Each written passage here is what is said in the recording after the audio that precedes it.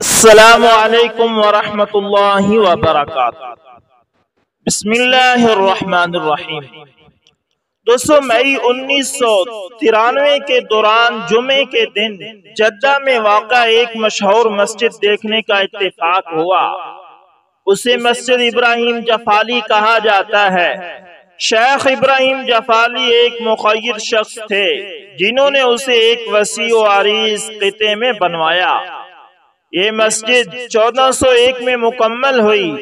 باہر سے سادہ ہے لیکن اندر سے بہت خوبصورت ہے۔ دروازے اور کھڑکیوں پر بڑی خوبصورتی سے کام کیا گیا ہے۔ مسجد کے اندر آیات قرآنی اور اسماء باری تعالی بڑی خوبصورتی سے لکھے گئے ہیں۔ ہم جمعے سے قریباً 1.5 گھنٹہ پہلے وہاں پہنچے تو کافی پولیس مسجد کے قریب واقع گراؤنڈ میں نظر آئی۔ میرے ساتھی کہنے لگے، ضرور کوئی سر قلم کرنے کا واقعہ آج روح پذیر ہوگا۔ گراؤنڈ میں لاؤڈ سپیکر پر آیات قرآنی کی تلاوت جاری تھی۔ یہ آیت مبارکہ تلاوت کی جا رہی تھی جس کا ترجمہ ہے، تحقیق ہم نے انسان کو بہترین حالت میں پیدا کیا، پھر ہم نے اسے بدترین حالت میں لوٹا دیا۔ تھوڑی دیر بعد خطبہ شروع ہوا۔ امام صاحب کا خطبہ قصاص اور حدود و تعزیرات کے موضوع پر تھا۔ ہم سمجھ گئے کہ آج ضرور کسی کا سر قلم ہوگا۔ خطبے کے بعد نماز ہوئی۔ فرض کے فوراً بعد تمام نمازی گراؤنڈ کی طرف دوڑے پڑے۔ لوگوں کا ایک جمع غفیر تھا۔ پولیس کافی تعداد میں موجود تھی۔ نیلی وردی میں ملبوس کمانڈوز بھی موجود تھے۔ بلدیہ کی گاڑی بھی موجود تھی۔ گراؤنڈ کے ارد گرد لوہے کا جنگلہ تھا۔ خواتین بھی ایک جانب جمع ہو گئی۔ بعض لوگ درختوں پر چڑھ گئے۔ مجرم کو ایک گاڑی سے اتارا گیا۔ مجرم کی گاڑی جو جیل سے آئی تھی، اس کے آگے مرد ٹریفک پولیس تھی اور اس کے پیچھے شرطہ عام پولیس کی گاڑی تھی۔ مجرم کے بارے میں لاؤڈ سپیکر پر اعلان کیا گیا کہ وہ ایک سعودی ہے۔ وہ چوریاں کیا کرتا تھا اور رہزنی اور ڈکیٹیاں کرتا تھا۔ لوہے کے سیف میں توڑا کرتا تھا۔ جرم ثابت ہونے پر اسے سزائے موت ملی ہے۔ مجرم کے پاؤں میں بیڑیاں تھی اور ہاتھوں میں بھی زنجیریں تھی۔ اس نے سرخ رنگ کی چپل پہنی ہوئی تھی۔ عمر تقریباً 35 سال تھی۔ اس نے سفید رنگ کا ثوب یعنی عربی لباس پہنا ہوا تھا۔ سر ننگا تھا، داڑھی سیاہ تھی، رنگ گورا تھا اور آنکھوں پر پٹی بندھی ہوئی تھی۔ 2 پولیس والے اسے سہارا دیتے ہوئے گراؤنڈ کے چبوترے پر لائے جو سیاہ پتھر کا بنا ہوا تھا۔ مجرم کو کہا گیا کہ وہ ٹانگیں لمبی کر کے بیٹھ جائے۔ چنانچہ اس کے بعد جلاد نمودار ہوا۔ اس نے چمڑے کی میان سے تلوار نکالی جو دور ہی سے چمک رہی تھی۔ جلاد نے مجرم کی گردن سے قمیص ہٹائی اور کندھوں سے بھی نیچے تک اتار دی تاکہ گردن صاف نظر آ سکے۔ لاؤڈ سپیکر پر مجرم کے کوائف اور طریقہ واردات کے بارے میں اعلان برابر جاری تھا۔ کڑکتی دھوپ تھی، ہوا بڑی تیز چل رہی تھی۔ گراؤنڈ کے ہر سو سعودی حکومت پر چم پھڑ پھڑا رہے تھے۔ مجرم نے اپنے سرخ جوتے بھی اتارے۔ آنے واحد میں جلاد نے تلوار لہرائی اور مجرم کی گردن کی پچھلی جانب پر ضرب لگائی۔ ایک ہی کاری ضرب سے مجرم کا سر ڈھلک گیا اور وہ نیچے گر پڑا۔ جلاد نے فوراً دوسری ضرب گردن پر ماری جس سے اس کا اگلا گلا کٹ گیا لیکن سر تن سے جدا نہیں ہوا۔ پھر جلاد نے تھوڑی کے نیچے گردن لپٹی ہوئی چند رگوں کو کاٹا جیسے ذبح کیا جاتا ہے۔ پھر اس نے 3 اور وار کیے۔ اب جلاد کل 6 ضربیں تلوار کی لگا چکا تھا اور مجرم کی لاش کے ارد گرد گھوم رہا تھا اور ہوا میں اپنی تلوار کو لہرا رہا تھا۔ مجرم کی لاش کی طرف جلاد بڑی خون خوار آنکھوں سے دیکھ رہا تھا۔ اس نے کئی بار لاش کے گرد چکر لگائے اور اپنی تلوار کو ہوا میں لہرایا۔ آخر میں اس نے خون آلود تلوار کو مجرم کے سفید کپڑوں سے صاف کیا۔ مردہ مجرم کے قریب قاضی بھی سیاہ گون جبہ پہن کر کھڑا تھا۔ جبے کے کنارے سنہری ڈوری کے بنے ہوئے تھے جو دور سے ہی چمک رہے تھے۔ ساتھ موجود ڈاکٹر نے مردہ مجرم کو دیکھا۔ طبی معائنہ کرنے کے بعد اس نے اس کی موت کی تصدیق کر دی۔ نیلی وردیوں میں ملبوس کمانڈو بار بار اچھل رہے تھے اور کمانڈوز ایکشن کرنے کے موڈ میں بار بار ورزش کر رہے تھے۔ مستعد شرطے بھی خاکی وردی میں ملبوس اپنی ڈیوٹی پر کھڑے تھے۔ تقریباً 10 منٹ تک مجرم کی خون آلود لاش اس سیاہ چبوترے پر پڑی رہی۔ خون میں لت پت لاش، مجرم کے سرخ جوتے، ساتھ ساتھ کھڑی ہوئی ایمبولینس، ہوا میں لگاتار تلوار لہراتا ہوا جلاد، سیاہ لباس میں ملبوس قاضی عجیب بھیانک منظر دکھا رہے تھے۔ مجرم ایک ہی ضرب کاری سے ٹھنڈا ہو گیا، نہ تو وہ تڑپا اور نہ ہی حرکت کی۔ بعض لوگوں نے تالیاں بجانا شروع کر دی۔ مجموعی طور پر لوگ مطمئن تھے کہ معاشرے سے ایک موذی مجرم کو خلاصی ہوئی۔ ہر شخص عجیب انداز میں تبصرہ کر رہا تھا، ہر شخص اسے ملامت کر رہا تھا اور عبرت حاصل کر رہا تھا۔ لاش پر سفید رنگ کا کپڑا ڈالا گیا اور سٹریچر پر رکھ کر ایمبولینس میں روانہ کر دیا گیا۔ بلدیہ والے سیاہ چبوترے کے قریب موجود تھے۔ انہوں نے پہلے پانی کے پائپ سے خون آلود چبوترے کو صاف کیا۔ بلدیہ کے اہلکاروں نے وائپر لے کر چبوترے کو اچھی طرح صاف کیا۔ لوگ ادھر ادھر بکھرنا شروع ہو گئے۔ میں فوراً مسجد کی طرف گیا تاکہ دیکھوں کہ دیگر ساتھی آئے ہیں یا نہیں۔ انہیں ساتھ لے کر ہم دیگر مقامات کی طرف روانہ ہوئے۔ ہم جدہ اپنے دوست کے گھر آئے تو وہاں دیگر پاکستانی ساتھیوں کو یہ واقعہ سنایا تو وہ کہنے لگے، کیا ایسا قانون پاکستان میں لاگو نہیں ہو سکتا؟ میں نے عرض کیا، آپ ارض مقدس میں رہتے ہیں، دعا کریں وہ دن آئے جب شرعی قوانین پاکستان میں بھی لاگو ہوں، آمین۔ سعودی عرب میں مقیم ایک پاکستانی مجھے بتانے لگا کہ چونکہ جفالی مسجد والے واقعے میں مجرم قاتل نہیں تھا، اس لیے جلاد نے فوراً مجرم کا سر قلم کر دیا۔ اگر مجرم قاتل ہوتا اور صرف قتل کی سزا کی وجہ سے اس کے سر قلم ہونے کا حکم ہوتا تو اس صورت میں اگر مقتول کے ورثاء قاتل کو معاف کر دیں تو مقدمہ ختم ہو جاتا ہے۔ ایسے قصاص کی سزاؤں میں جلاد مجرم کا سر قلم کرنے سے قبل 3 دفعہ اپنی تلوار لہراتا ہوا مقتول کے ورثاء کے پاس جاتا ہے جو وہاں موجود ہجوم میں ہوتے ہیں۔ اگر وہ تیسری دفعہ جانے پر بھی معاف نہ کریں تو مجرم کا سر قلم کر دیا جاتا ہے۔ اگر وہ معاف کر دیں تو جلاد سر قلم نہیں کرتا اور سزا ساقط ہو جاتی ہے۔ ایک سعودی خاندان نے جو مقتولین کے ورثاء تھے، ایک پاکستانی کو جو پٹھان تھا، اس طرح آخری لمحے پر معاف کر دیا تھا۔ اس مجرم پٹھان کو بھی قتل کے بدلے سر قلم کیے جانے کی سزا سنائی جا چکی تھی۔ ایسے واقعات کم ہوتے ہیں کہ آخری لمحات میں معاف کر دیا جائے۔ یہ واقعہ ریاض شہر کا بتایا جاتا ہے۔ اس واقعے کے چند دن بعد میرا ایک عزیز جدہ سے آیا اور کہنے لگا کہ اگلے جمعہ کو پھر ایک اور شخص کا سر جفالی مسجد کے گراؤنڈ میں قلم کیا گیا، جس کا سر قلم ہوا وہ شخص پاکستانی تھا۔ وہ اپنے 3 ساتھیوں کے ہمراہ سعودی عرب میں کئی من چرس لے گیا تھا۔ اس کے 3 ساتھیوں کا سر جدہ میں قلم کیا گیا، جہاں ایک گاڑی کے کنٹینرز میں چرس پکڑی گئی۔ میرے عزیز نے مجھے بتایا کہ جفالی مسجد میں جس سعودی مجرم کا سر قلم کیا گیا تھا، جس کا تفصیلی حال میں نے اوپر بیان کیا ہے، اس کے بارے میں مزید اطلاعات ملی ہیں کہ اس مجرم پر 6 الزامات تھے جو سچے ثابت ہوئے۔ چنانچہ قاضی نے 6 دفعات کے تحت اسے سزا دی۔ اس نے ایک بینک ڈکیتی کی تھی اور مزاحمت کرنے پر بینک کے چوکیدار کو بھی موت کے گھاٹ اتار دیا تھا۔ چونکہ 6 دفعات کے تحت 6 دفعہ سزائے موت سنائی گئی تھی، اس لیے جلاد نے بھی 6 دفعہ اس کی گردن پر تلوار کے وار کیے تھے، یعنی ہر دفعہ کے تحت ایک بار اس کی گردن پر تلوار چلائی گئی تاکہ قاضی کے حکم کی تعمیل ہو سکے۔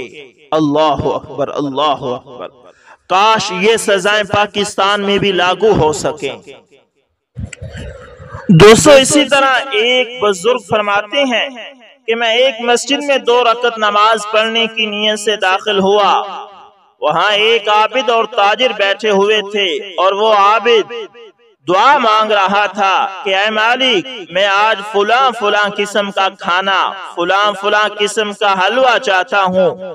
اس تاجر نے کہا کہ اگر یہ شخص مجھ سے مانگتا تو میں ضرور کھلاتا، لیکن یہ ہیلا کر رہا ہے، میرے سامنے اللہ سے دعا کرتا ہے اور اس سے مقصود یہ ہے کہ میں کھلاؤں، اللہ کی قسم اسے ہرگز کچھ نہ کھلاؤں گا۔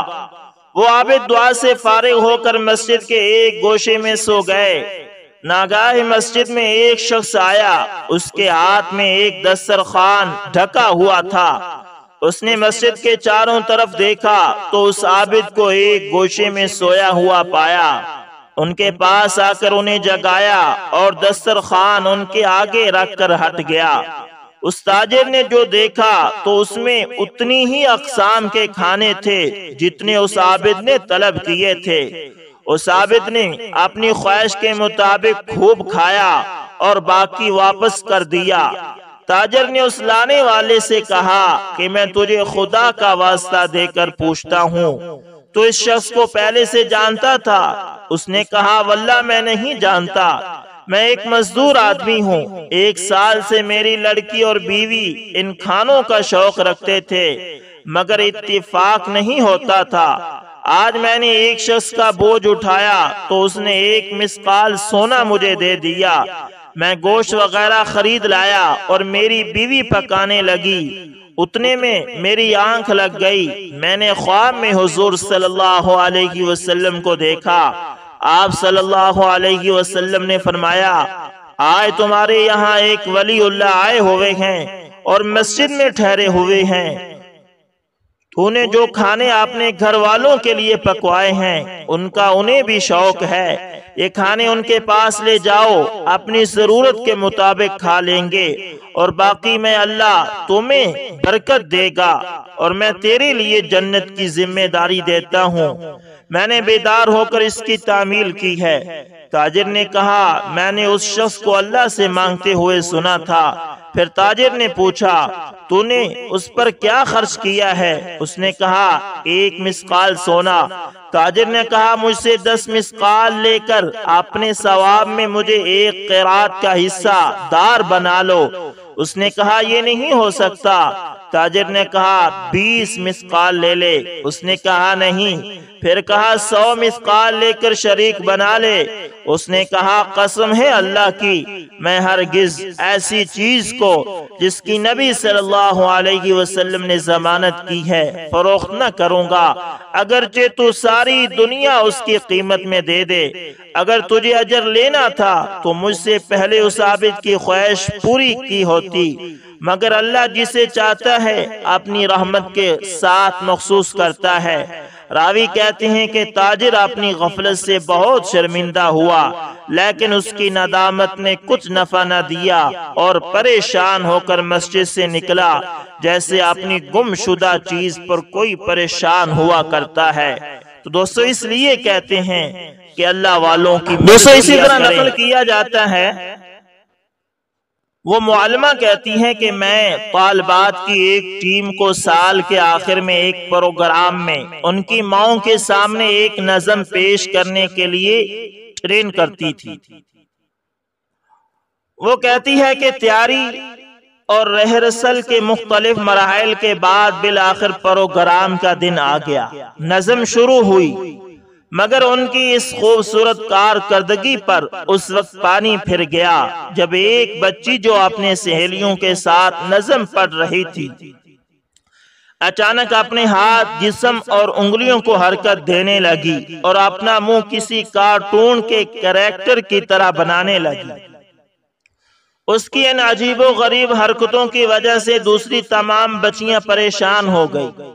معلمہ کہتی ہیں کہ میرا جی چاہا کہ میں جا کر اس بچی کو ڈانٹ پلاؤں اور اسے تنبیہ کروں کہ وہ ڈسپلن اور سنجیدگی کا مظاہرہ کرے۔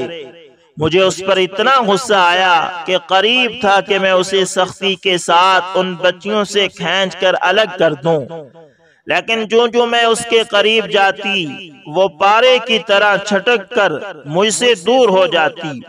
اس کی یہ حرکتیں بڑھتی گئی اور وہ سارے لوگوں کی نظر کا مرکز بن گئی۔ وہاں موجود تمام خواتین اس کی ان حرکتوں پر زور زور سے ہنس رہی تھی۔ میری نظر پرنسپل پر پڑی، جن کی پیشانی مارے شرمندگی کے پسینے سے شرابور تھی۔ وہ اپنی سیٹ سے اٹھیں اور مجھ سے کہنے لگی، اس بدتمیز اور بیہودہ لڑکی کو سکول سے نکالنا ضروری ہے۔ میں نے بھی ان کی اس بات کی تائید کی، لیکن ایک چیز نے ہم سب کی نظروں کو متوجہ کیا کہ اس پورے وقفے میں اس بچی کی ماں کھڑی ہو کر اپنی بچی کی ان حرکتوں پر تالی بجاتی رہی، گویا وہ اس کی حوصلہ افزائی کر رہی تھی کہ وہ اپنا یہ فضول کام جاری رکھے۔ جیسے ہی نظم ختم ہوئی، میں جلدی سے اسٹیج کی طرف بڑھی اور اس لڑکی کو زور سے پکڑ کر کھینچا اور بولی، تم نے اپنی سہیلیوں کے ساتھ نظم پڑھنے کے بجائے یہ عجیب عجیب حرکتیں کیوں کی؟ وہ بولی، اس لیے کہ پروگرام میں میری ماں بھی موجود تھی۔ مجھے اس کی اس ڈٹائی بھرے جواب پر بڑی حیرت ہوئی، لیکن مجھے اس وقت بڑا دھچکا لگا جب اس نے آگے یہ کہا کہ میری ماں بول اور سن نہیں سکتی۔ میں نے گونگے لوگوں کی زبان میں اس نظم کا ترجمہ اپنی ماں کے لیے پیش کیا تاکہ دیگر تمام بچیوں کی ماں کی طرح میری ماں بھی اپنی بیٹی کی کارکردگی پر خوشی کا اظہار کر سکے۔ جیسے ہی اس نے یہ وضاحت کی، وہ دوڑ کر اپنی ماں کی طرف بڑھی اور اس کے گلے لگ کر زاروں قطار رونے لگی۔ جب وہاں موجود سارے لوگوں کو حقیقت معلوم ہوئی تو سارا حال سسکیوں سے گونج اٹھا۔ واقعے کا سب سے خوبصورت پہلو یہ ہے کہ پرنسپل نے اس لڑکی کو سکول سے نکالنے کے بجائے اسے انعام سے نوازا اور اسے مثالی طالبہ کا خطاب دیا۔ وہ لڑکی جب وہاں سے نکلی تو سر اٹھا کر خوشی سے اچھلتے ہوئے جا رہی تھی۔ تو دوستو، بعض مواقع پر جلد بازی میں رد عمل زہر مت کیجئے، دوسروں پر حکم لگانے میں جلدی سے کام مت لیجئے۔ محض زہری بدگمانی کی بنیاد پر ہم ایک دوسرے سے نفرت پیدا کر لیتے ہیں، بول چال ختم کر دیتے ہیں، ملنا جلنا کم کر دیتے ہیں، رشتے ختم کر لیتے ہیں۔ تو اس لیے دوستو، زہر پر جا کر جلد بازی میں حکم مت لگائیے۔ دوستو، اسی طرح ایک اور واقعہ نقل کیا جاتا ہے نظر انداز کرنے کے بارے میں۔ لکھتا ہے کہ لوہار کی بند دکان میں کہیں سے گھومتا پھرتا ایک سانپ گھس آیا۔ یہاں سانپ کی دلچسپی کی کوئی چیز نہیں تھی۔ اس کا جسم وہاں پڑی ایک آری سے ٹکرا کر معمولی سا زخمی ہو گیا۔ گھبراہٹ میں سانپ نے پلٹ کر آری پر پوری قوت سے ڈنگ مارا۔ سانپ کے منہ سے خون بہنا شروع ہو گیا۔ اگلی بار سانپ نے اپنی سوچ کے مطابق آری کے گرد لپٹ کر اسے جکڑ کر اور دم گھونٹ کر مارنے کی پوری کوشش کر ڈالی۔ دوسرے دن جب دکاندار نے ورکشاپ کھولی تو ایک سانپ کو آری کے گرد لپٹے مردہ پایا، جو کسی اور وجہ سے نہیں، محض اپنی طیش اور غصے کی بھینٹ چڑھ گیا تھا۔ دوستو، بعض اوقات غصے میں ہم دوسروں کو نقصان پہنچانے کی کوشش کرتے ہیں، مگر وقت گزرنے کے بعد ہمیں پتہ چلتا ہے کہ ہم نے اپنے آپ کا زیادہ نقصان کیا ہے۔